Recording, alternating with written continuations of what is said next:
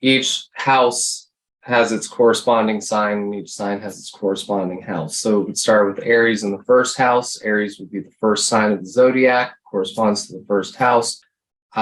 So the signs would be like an energetic filter. At least that's how I think of it.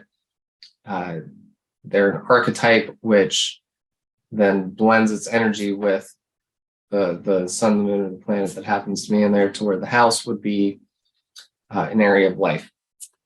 That's how it's traditionally taught. I personally have found that they can go either way. So a sign could show up as an area of life, and a house could show up like the energetic filter of the sign which it corresponds to.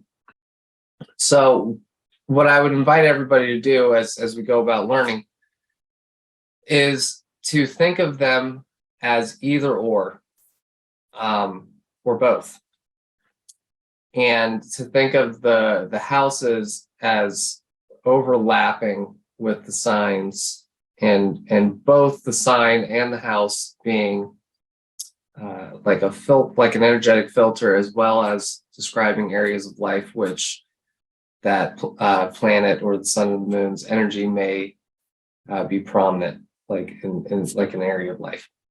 And that concept is also not explicitly said, but kind of implied in a number of astrology books that are in this cookbook format, where they'll talk about one planet, typically an outer planet, say like Saturn. There's a lot of books on Saturn. And they'll say Saturn in Aries or the first house, Saturn in Taurus or the second house, and then they'll give this description as if it's the same thing.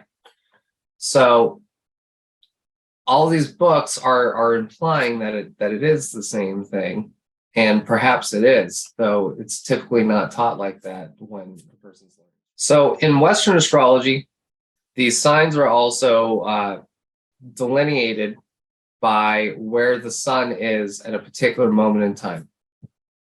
So the Aries begins at the moment of the spring equinox. Okay, so Aries is March 21st to April 19th. It's a cardinal fire sign ruled by Mars. I think the general description when people think of Aries is that it represents leadership and dynamic change. It's all about taking initiative to bring things in a new direction. Aries energy doesn't stay stuck in one place. It keeps moving. I mean, would you agree with that? Absolutely, yeah. I mean, it's the nature of the energy of this archetype is it's action oriented, it's direct, it's prone towards anger and can be temperamental. It's very often very physically oriented, very self-oriented. So, being a cardinal sign, one of the things I was thinking about, the cardinal signs are speaking, typically talked about as signs that initiate. And I would say really like Aries would be the one of the cardinal signs that really fits that description. Maybe not for some of the other ones. So it's a fiery energy. It's fast, it's direct, it's physical. Very often athletes have a lot of Aries or Mars energy prominent in them. It has leadership qualities, though it doesn't necessarily make a great leader. It has the qualities of leader in that it anytime there's something that needs to get done, it just moves forward and it gets involved. It may not be great at managing people. But that piece of taking action and leading the charge, so to speak, is very much an Aries kind of leadership type quality that's can be very positive. So something else to consider is every sign has positive and negative qualities. So we'll talk about the first house. It's typically thought of, I guess, as the house of self-identity. It represents awareness. I've heard it also, people sometimes say it represents physical appearance and characteristics. It's also resourcefulness. And again, going back to that Aries energy, new beginnings, taking initiative. Yeah. And something that's distinct to the first house is that when a planet shows up in the first house, it tends to be prominent in a person's chart. particularly if it's close, like the closer it is to the ascendant, it tends to just be prominent.